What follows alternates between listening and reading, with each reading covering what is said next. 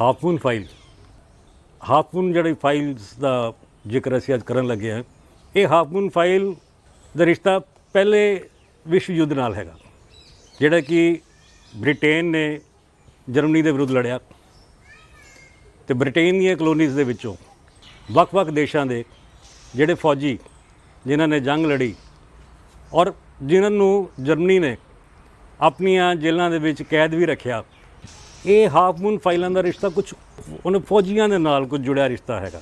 ਇਹ half moon ਫਾਈਲਾਂ 'ਤੇ ਚੰਡੀਗੜ੍ਹ ਤੋਂ ਕਰਨਲ ਪਰਮਿੰਦਰ ਸਿੰਘ, ਜਿਹੜੇ ਕਿ ਇੱਕ ਇਤਿਹਾਸਕਾਰ ਵੀ ਨੇ, ਉਹ ਇਹਦੇ ਉੱਤੇ ਇੱਕ ਸ਼ੋਧ ਕਰਦੇ ਪਏ ਨੇ ਔਰ ਇਹਨਾਂ ਨੇ ਕਾਫੀ ਸਹਿਯੋਗ ਦਿੱਤਾ ਹੈ ਜਰਮਨੀ ਦੇ ਫਿਲਮ ਮੇਕਰਸ ਨੂੰ, ਕੋਰੀਆ ਦੇ ਫਿਲਮ ਮੇਕਰਸ ਨੂੰ, ਅਤੇ BBC ਤੱਕ ਇਹਨਾਂ ਨੇ ਫਿਲਮਾਂ ਬਣਵਾਈਆਂ। ਪਲੱਸ ਇਹਨਾਂ ਨੇ ਅਮਰੀਕਾ ਦੇ ਵਿੱਚ ਵੀ ਆਪਣੇ ਯੋਗਦਾਨ ਦਿੱਤੇ ਨੇ, ਉਹਨਾਂ ਦੀਆਂ ਫਿਲਮਾਂ ਬਣਾਉਣ ਦੇ ਵਿੱਚ ਇਹਨਾਂ ਦਾ ਯੋਗਦਾਨ ਕਾਫੀ ਰਿਹਾ। ਆਓ ਇਹਨਾਂ ਨਾਲ ਗੱਲ ਕਰਦੇ ਹੈਗੇ ਹਾਂ। ਕਰਨਲ ਸਾਹਿਬ ਕੋਲੋਂ ਆਪਾਂ ਪੁੱਛਦੇ ਹੈਗੇ ਹਾਂ ਕਿ ਇਹ ਜਿਹੜੀਆਂ ਹਾਫ ਮੂਨ ਫਾਈਲਾਂ ਨੇ, ਇਹ ਐਕਚੁਅਲੀ ਫਾਈਲਾਂ ਹੈ ਕੀ ਨੇ?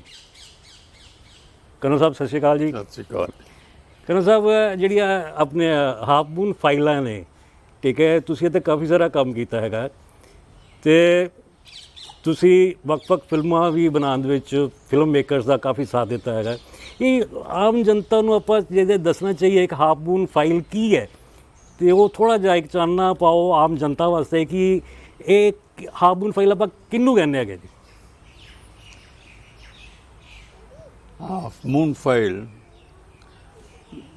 ਦਾ ਨਾਮ ਪਿਆ ਹੈ ਜਰਮਨ ਦੇ ਵਾਰ ਪ੍ਰਿਜ਼ਨਰ ਆਫ ਵਾਰ ਕੈਂਪ ਤੋਂ।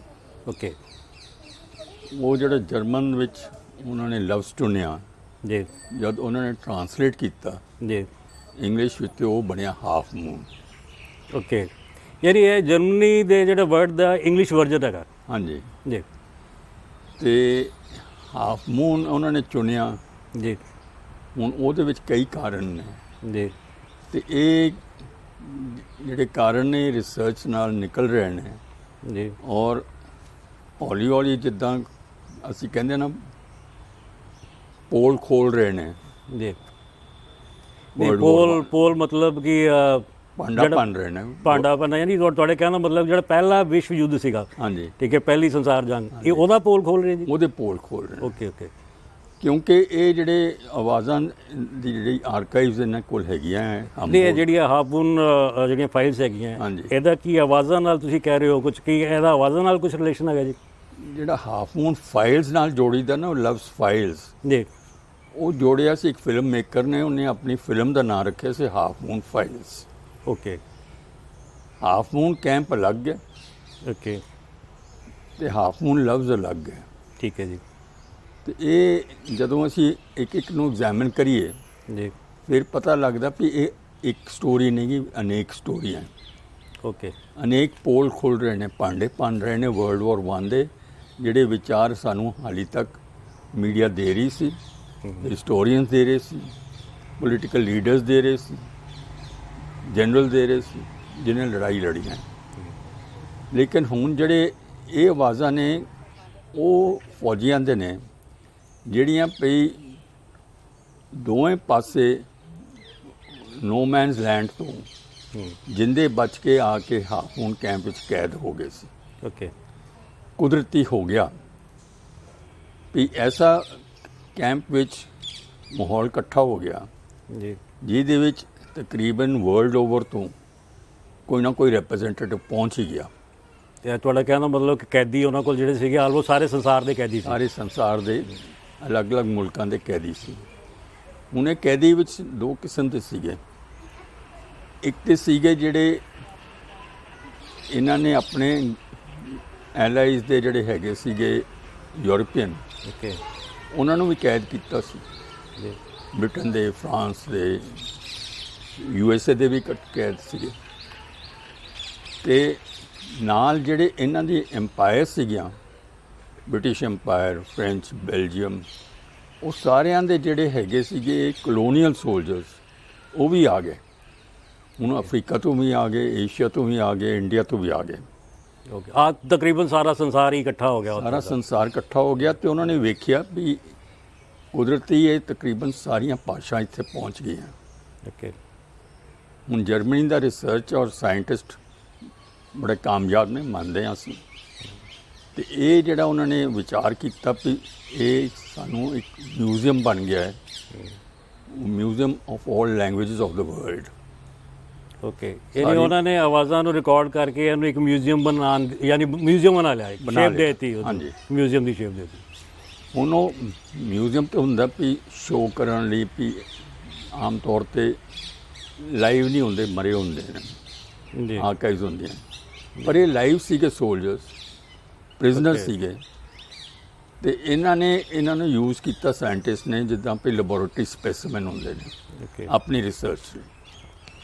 ਹੁਣ ਉਹਨਾਂ ਵਿੱਚ ਜਿਹੜੀ ਰਿਸਰਚ ਹੋਈ ਹੈ, ਜਿਹਨੇ ਕਾਰਨ ਇਹਨਾਂ ਦੀ ਆਵਾਜ਼ਾਂ ਰਿਕਾਰਡ ਹੋ ਗਈਆਂ, ਉਹ ਹੋਈਆਂ ਕਿਉਂਕਿ ਉਸ ਵੇਲੇ ਜਰਮਨ ਦੀ ਜਿਹੜੀ ਟੈਕਨੋਲੋਜੀ ਸੀ, ਇਨਵੈਂਸ਼ਨ ਸੀਗੀ, ਬੜੀ ਕਾਮਯਾਬ ਹੋਈ ਵੀ ਇੱਕ ਆਵਾਜ਼ ਰਿਕਾਰਡ ਕਰਕੇ ਤੁਸੀਂ ਰੱਖ ਸਕਦੇ ਹੋ, ਉਸ ਚਾਹੇ ਜਦ ਮਰਜ਼ੀ ਸੁਣ ਲਓ, ਜਿੱਥੇ ਮਰਜ਼ੀ ਸੁਣ ਲਓ, ਚਾਹੇ ਉਹ ਬੰਦਾ ਜਿੰਦਾ ਹੈ ਜਾਂ ਮਰ ਗਿਆ, ਉਹ ਕੋਈ ਫਰਕ ਨਹੀਂ ਪੈਂਦਾ। ਉਹ ਕਹਿਣ ਦਾ ਭਾਵ ਆਇਆ ਕਿ dead man can speak, dead man.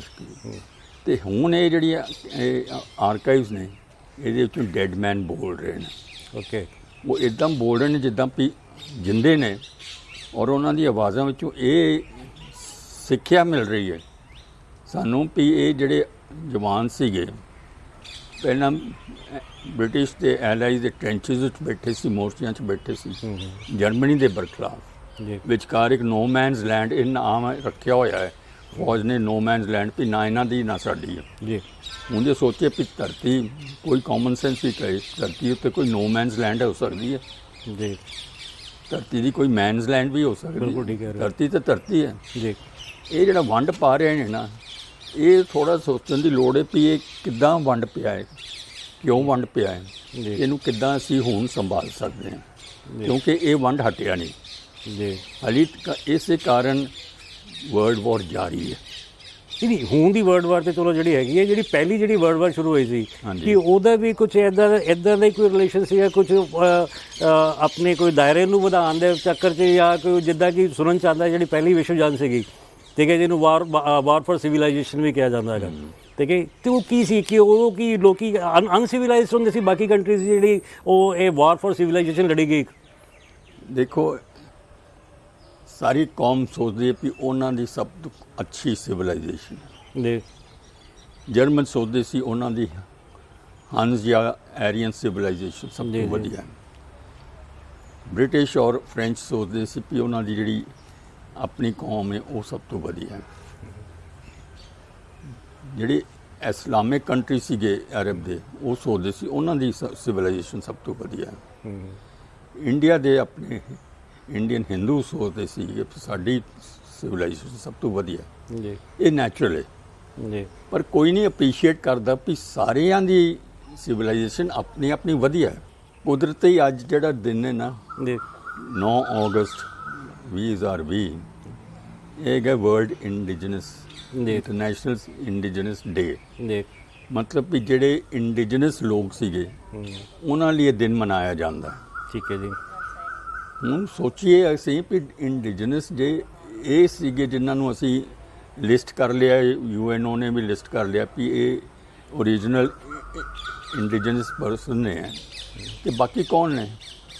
Alien ਤੇ ਨਹੀਂ ਗਏ, ਬਾਹਰੋਂ ਤੇ ਨਹੀਂ ਆਏ। ਬਿਲਕੁਲ ਠੀਕ ਹੈ। ਉਹ ਵੀ ਧਰਤੀ ਦੇ ਇਨਸਾਨ ਨੇ ਜੀ, ਉਹ ਵੀ ਬਾਕੀ ਵੀ ਇਨਸਾਨ ਸੀਗੇ। ਜੀ, ਇੰਡੀਜਨਸ ਬਣਾਇਆ ਕਿੱਦਾਂ ਗਿਆ, ਇਹ ਨਾਂ ਕਿੱਦਾਂ ਪਿਆ? ਇਹ ਨਾਂ ਪਿਆ ਜਦੋਂ ਇਹਨਾਂ ਨੇ ਕਲੋਨੀਅਲ ਨੇ ਐਮਪਾਇਰ ਬਣਾਇਆ। ਓਕੇ, ਬੰਦੂਕ ਦੇ ਜ਼ੋਰ, ਬੌਂਬ ਦੇ ਜ਼ੋਰ, ਆਪਣੇ ਆਰਮਮੈਂਟ ਦੇ ਜ਼ੋਰ, ਇਹਨਾਂ ਨੇ ਕਲੋਨੀਜ਼ ਬਣਾਈਆਂ, ਲੂਟ ਮਾਰ ਅੰਨ੍ਹੇਵਾਹ ਕੀਤੀ, ਲੋਕਾਂ ਨੂੰ ਮਾਰਤਾ ਜਿਹੜੇ ਉੱਥੇ ਰਹਿਣ ਵਾਲੇ ਸੀ, ਤੇ ਉਹਨਾਂ ਨੂੰ ਕਹਿਤਾ ਵੀ ਹੁਣ ਅੱਜ ਉਹਨਾਂ ਨੂੰ ਕਹਿੰਦੇ ਨੇ ਉਹ ਇੰਡੀਜਨਸ ਪਰਸਨ ਸੀਗੇ, ਉਹ ਐਬੋਰੀਜਨ ਸੀਗੇ। ਉਹ ਵੀ ਤੁਸੀਂ ਕਿੱਥੋਂ ਪੈਦਾ ਹੋਏ ਹੋ? ਤੁਸੀਂ ਅਸਮਾਨ ਤੋਂ ਨਹੀਂ ਡਿੱਗੇ। ਤੁਹਾਨੂੰ ਕਹਿ ਜੇ ਤੂੰ ਐਬੋਰੀਜਨ ਹੈ, ਜੀ, ਤੂੰ ਕਿਹੜਾ ਵੀਜ਼ਾ ਲੈ ਕੇ ਆਇਆ ਅਮਰੀਕਾ 'ਚ? ਜੀ, ਜਿਹੜੇ ਰੈੱਡ ਇੰਡੀਅਨ ਨੂੰ ਮਾਰ ਕੇ ਕੁੱਟ ਕੇ ਤੇ ਉਹਨਾਂ ਨੇ ਕਹਤਾ ਹੈ ਤੁਹਾਡਾ ਐਬੋਰੀਜਨ ਰੈੱਡ ਇੰਡੀਅਨ ਹੈ। ਉਹ ਭਲਾ ਇਨਸਾਨ ਨਹੀਂ ਸੀ? ਜੀ, ਉਹ ਵੀ ਆਪਣੇ ਘਰ ਰਹਿ ਰਿਹਾ ਸੀ, ਤੁਸੀਂ ਉਹਨੂੰ ਲੂਟ ਮਾਰ ਕਰਕੇ ਕਰਤਾ। ਇੱਦਾਂ ਸੋਨੇ ਦੀ ਚਿੜੀਆ ਇੰਡੀਆ ਸੀਗਾ, ਉਹਨੂੰ ਤੁਸੀਂ ਤਬਾਹ ਕਰਕੇ ਰੱਖ ਦਿੱਤਾ। ਕਿ ਪਰ ਚਲੋ ਆਪਾਂ ਹੁਣ ਵਾਪਸ ਉਸ ਕੰਸੈਪਟ ਧਰਨੇ ਆਪਣੇ ਹਾਫ ਮੂਨ ਵਾਲੇ ਤੇ ਕਿ ਜਿਹੜਾ ਹਾਫ ਮੂਨ ਜਿਹੜੀਆਂ ਫਾਈਲਾਂ ਸੀਗੀਆਂ ਉਹਦੇ ਉੱਤੇ ਜਿੱਦਾਂ ਕਿ ਤੁਸੀਂ ਕਾਫੀ ਸਾਰਾ ਰਿਸਰਚ ਵਰਕ ਕੀਤਾ ਹੈਗਾ, ਜਿੱਦਾਂ ਪਹਿਲਾਂ ਆਈ ਥਿੰਕ ਸੋ ਜਿਹੜਾ ਜਰਮਨੀ ਇੱਕ ਫਿਲਮ ਮੇਕਰ ਸੀਗਾ ਫਿਲਿਪ ਸ਼ੈਫਨਰ, ਠੀਕ ਹੈ, ਇਹ ਫਾਈਲਾਂ ਤੁਹਾਡੀ ਇਨਵੋਲਵਮੈਂਟ ਕਿੱਥੋਂ ਸ਼ੁਰੂ ਹੋਈ ਇਹਦੇ 'ਚ, ਤੁਹਾਡੇ ਤੱਕ ਕਿੱਥੋਂ ਪਹੁੰਚੀਆਂ, ਤੁਹਾਡੇ ਤੱਕ ਕਿੱਦਾਂ ਅਪਰੋਚ ਕੀਤਾ ਗਿਆ ਤੁਹਾਨੂੰ? ਇਹ ਕਹਾਣੀ ਥੋੜੀ ਲੰਬੀ ਹੈ ਜੀ, ਕਿਉਂਕਿ ਥੋੜਾ ਪਿੱਛੇ ਜਾਣਾ ਪੈਣਾ ਹੈ। ਓਕੇ, ਇਹ ਯੂਰਪ ਵਿੱਚ ਇਹਨਾਂ ਨੇ ਆਪਣਾ ਦਸਤੂਰ ਬਣਾ ਲਿਆ ਵੀ ਅਸੀਂ ਵਰਲਡ ਵਾਰ ਦੀ ਐਂਡ ਨੂੰ ਸੈਲੀਬ੍ਰੇਟ ਕਰਨਾ ਹੈ, ਓਕੇ, ਵੀ ਖਤਮ ਹੋ ਗਈ ਵਰਲਡ ਵਾਰ 1 ਇਸ ਤਰੀਕ ਨੂੰ ਖਤਮ ਹੋਈ ਹੈ ਤੇ ਹਰ ਸਾਲ ਅਸੀਂ ਇਹਨੂੰ ਮਨਾਵਾਂਗੇ, ਐਨੀਵਰਸਰੀ ਕਰਾਂਗੇ। ਹੁਣ ਉਹ ਐਨੀਵਰਸਰੀ ਕਰਦੇ ਕਰਦੇ ਉਹਨਾਂ ਨੇ ਰਿਅਲਾਈਜ਼ ਕੀਤਾ ਹੌਲੀ ਹੌਲੀ ਵੀ ਅਸੀਂ ਤਾਂ ਮਨਾ ਰਹੇ ਹਾਂ, ਪਰ ਜਿਹੜੇ ਅਸੀਂ ਸਾਡੇ ਨਾਲ ਜਿਹੜੇ ਕਲੋਨੀਅਲ ਮਰੇ ਨੇ ਜੀ, ਉਹਨਾਂ ਨੂੰ ਵੀ ਨਾਲ ਅਸੀਂ ਜੋੜੀਏ।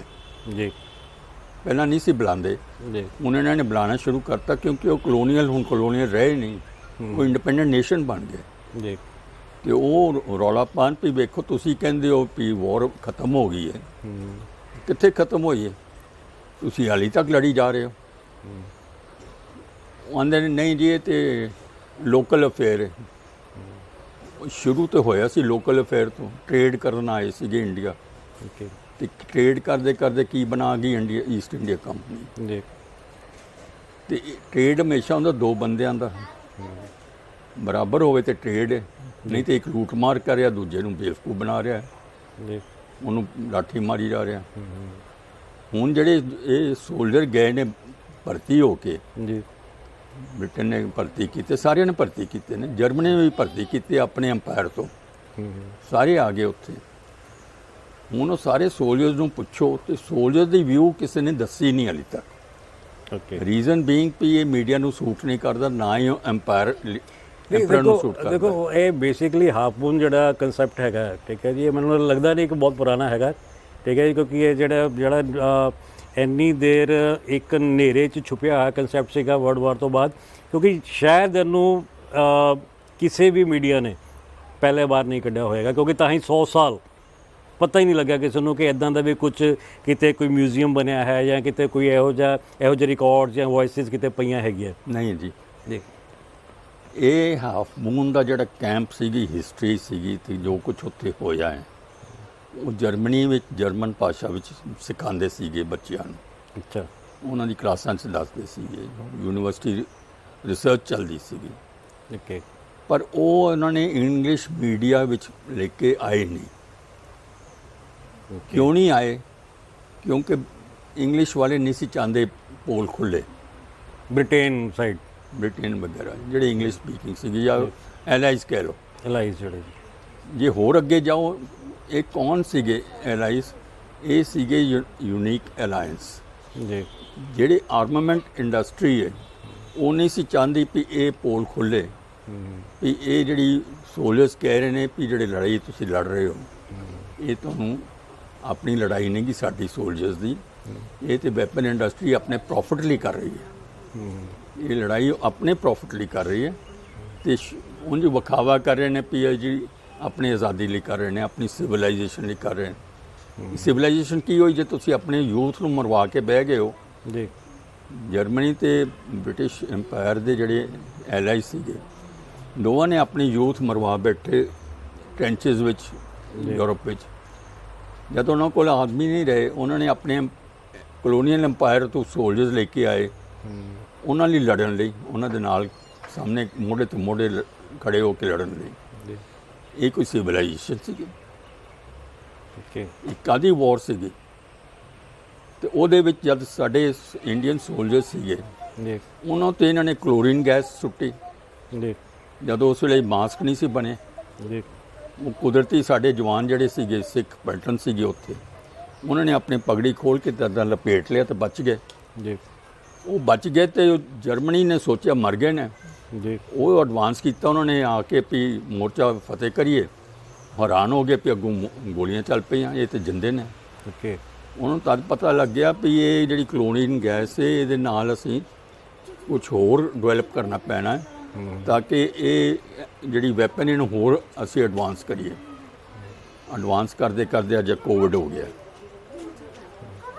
ਸੋਚਣ ਦੀ ਗੱਲ ਹੈ ਕਿ ਇਹ ਕੋਵਿਡ ਆਪਣੇ ਆਪ ਨਹੀਂ ਆਇਆ, ਇਹ ਵੈਪਨ ਇਹ ਤੇ ਇੰਡਸਟਰੀ ਬੇਸਿਕਲੀ ਉਹ ਗੱਲ ਉੱਥੇ ਆ ਗਈ ਜੇ ਕੋਵਿਡ ਵੈਸ, ਯਾਨੀ ਕਿ ਜਿਹੜਾ ਆਪਾਂ ਤੁਸੀਂ ਜਦੋਂ ਹੁਣੇ ਕਹਿ ਰਹੇ ਸੀਗੇ ਕਿ ਉਹ ਇਹਨਾਂ ਦੀ ਸੋਚ ਸੀ ਕਿ ਆਪਣੇ ਪਹਿਲਾ ਵਿਸ਼ਵ ਯੁੱਧ ਖਤਮ ਹੋ ਗਿਆ ਹੈਗਾ ਤੇ ਇਹਨੂੰ ਆਪਾਂ ਸਾਲ ਪ੍ਰਤੀ ਸਾਲ, ਠੀਕ ਹੈ, ਇਹਨੂੰ ਅਸੀਂ ਮਨਾਇਆ ਕਰਾਂਗੇ ਉਹ ਐਂਡ ਡੇ ਨੂੰ, ਹਾਂਜੀ ਠੀਕ ਹੈ ਜੀ, ਇੱਕ ਸੈਰੇਮਨੀ ਦੇ ਰੂਪ ਦੇ ਵਿੱਚ ਮਨਾਇਆ ਕਰਾਂਗੇ, ਤੇ ਐਂਡ ਤੇ ਹੋਇਆ ਹੀ ਨਹੀਂ। ਨਹੀਂ, ਇਹ ਜਦੋਂ ਮਨਾਇਆ ਵਾਰ ਗਿਆ is still going on.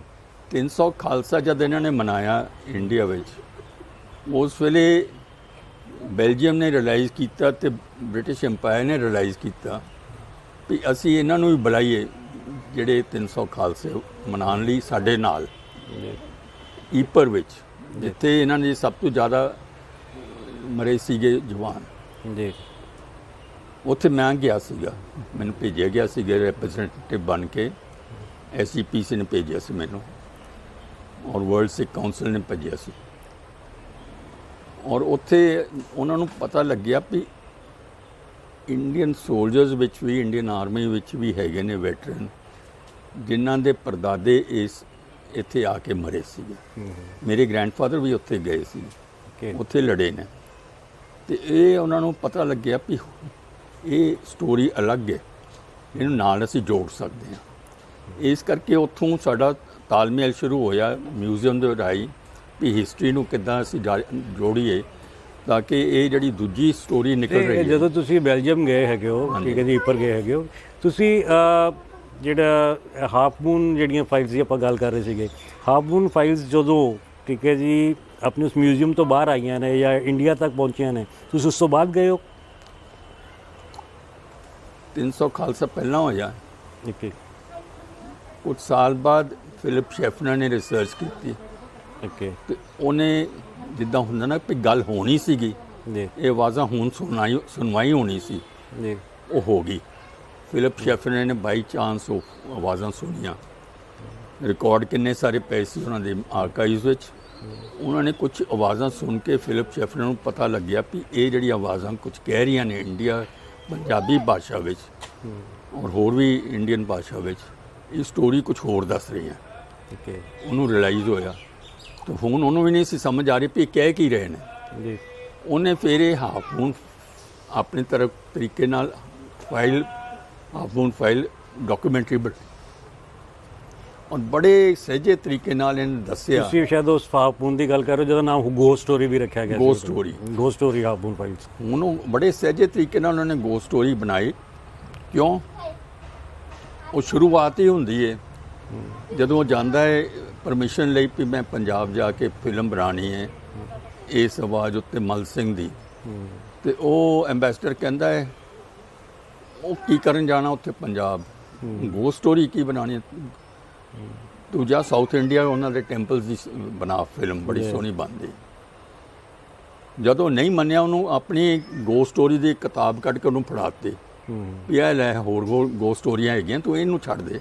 Okay, ਹੌਲੀ ਹੌਲੀ ਫਿਲਿਪ ਸ਼ੈਫਨਰ ਨੇ ਆਪਣੀ ਫਿਲਮ ਵਿੱਚ ਦੱਸਿਆ ਹੈ ਵੀ ਵੇਖੋ ਮੈਂ ਇਹ ਸਟੋਰੀ ਇਹਨਾਂ ਦੀ ਆਵਾਜ਼ਾਂ ਕੱਢਣਾ ਚਾਹੁੰਦਾ ਸੀ ਤੇ ਮੈਨੂੰ ਕਿੱਦਾਂ ਇਹ ਰੋਕੀ ਜਾ ਰਹੇ ਨੇ, ਜੀ, ਇਹ ਰੁਕਾਵਟ ਕਿੱਦਾਂ ਯਾਨੀ ਪੈ ਜਾ ਰਹੀ। ਸਟਿਲ ਹਾਲੇ ਜਰਮਨੀ ਤੋਂ ਆਵਾਜ਼ਾਂ ਨੂੰ ਇੱਥੇ ਤੱਕ ਆਉਣ ਵਾਸਤੇ ਰੋਕਿਆ ਜਾ ਰਿਹਾ ਸੀ।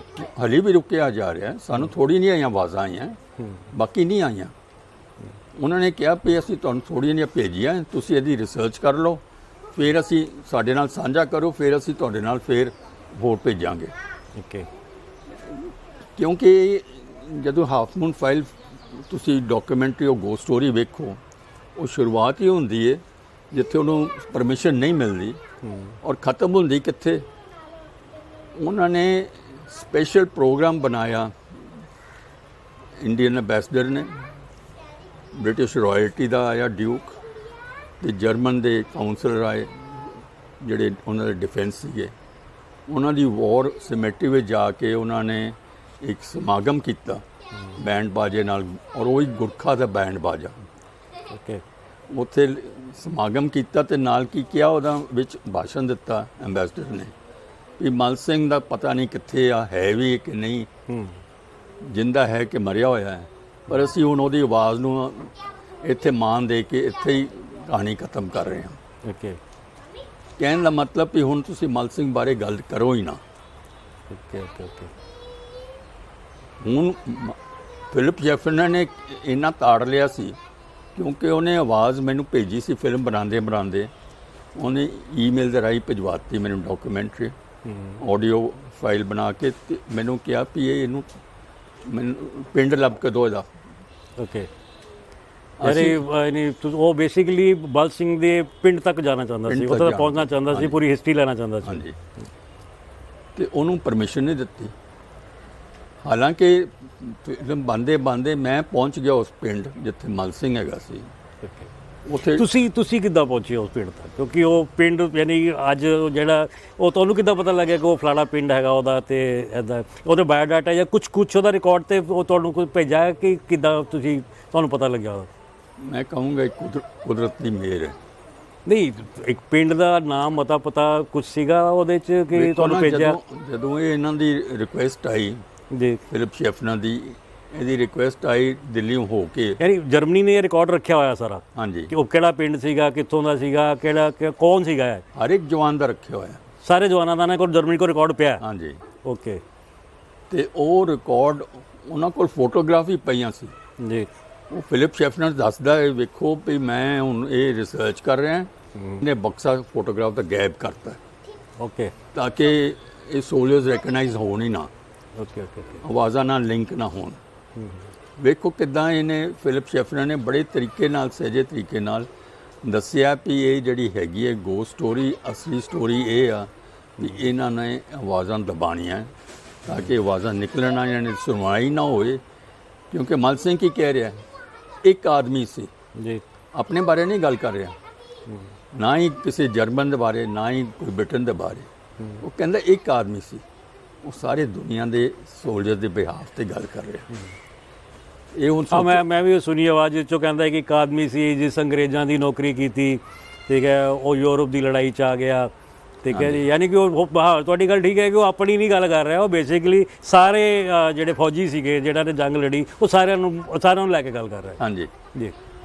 ਹੁਣ ਉਹ ਜੇ ਤੁਸੀਂ ਹੋਰ ਗਹਿਰਾਈ ਵਿੱਚ ਜਾਓ ਇਹਨਾਂ ਦੀ ਰਿਸਰਚ ਵਿੱਚ, ਉਹਨਾਂ ਨੇ ਉੱਥੇ ਮੌਸਕ ਬਣਾ ਲਈ, ਪਹਿਲੀ ਮੌਸਕ ਬਣੀ ਜਰਮਨ ਸੋਇਲ ਉੱਤੇ। ਓਕੇ। ਉਸ ਕੈਂਪ ਵਿੱਚ ਕਾਹਦੇ ਲਈ ਬਣਾਈ?